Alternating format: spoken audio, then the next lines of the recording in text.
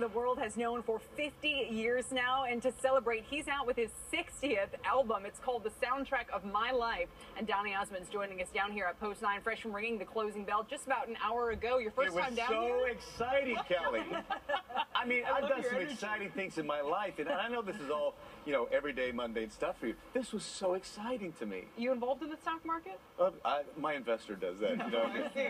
This friend of mine tried to talk me into day trading. Well, that was a smart move, I have to say. Listen, leave it up to the professionals, right? I just can't stop thinking about your 5-decade career. Yeah. 50 years, 60 albums. 60th album. 60. Yeah, this is, there's two other artists that beat me, Elvis and Frank Zappa. Wow. Yeah. Frank Zappa. 68, I think, 68. Wow. Elvis had, I think, 63, and I did 60. I beat the Stones. By the way, Michael Jackson took one of your early songs, didn't he? Yeah, Ben was actually my song. It was written for me. So I finally, 40-some-odd years later, I recorded the song that was written for me, put it on this album. That's one of the ones. I have to ask you about your longevity. I mean, show business is such a difficult business to have any sort of success, and you've been able to maintain that over decades and decades. So for entrepreneurs, for people who have a professional career, what tips can you give them about how to have the success that endures over time? Well, here I am pretending like I'm a pro, but you know, after 50 years, I guess I'm a pro to a certain extent. But you have to keep reinventing yourself. You can't rest on your laurels. You know, people expect you to do one thing. You got to do something else, make it fresh, make it new all the time. You did Make it fresh. Dancing with the Stars. You have an app? The Donny Osmond app is now on my phone. See, the app is That's what you have to do, the Donny Osmond app. Because social media is so important nowadays. Yeah. And so is this Twitter, the app that we're looking at here? That's it. Twitter, Facebook, it's all tied into that. I'm on it all the time. I'm a Facebook fanatic. What does the app let you do?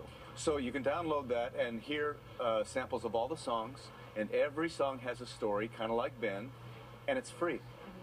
It's free. But it's just a sample. It's not the whole song. It's a sample of the song, and it's free to your iPhone or your Android. When you look at the music landscape today, do you think any young performers are going to have a 5-decade career? Well, it's tough. It's really tough. But like I said, it gets back to reinvention, coming up with new things, coming up with different ways to market yourself. I just started a company, which is about a year old, Donny Osmond Home. My wife and I decided to start our own home furnishings company. The lamps, the rugs, the cast rugs, unbelievable. The lamps are amazing. We're just about to sign on a furniture manufacturing partner, and that's going to happen in a couple weeks in Las Vegas. Somehow I can't see Justin Bieber home. No.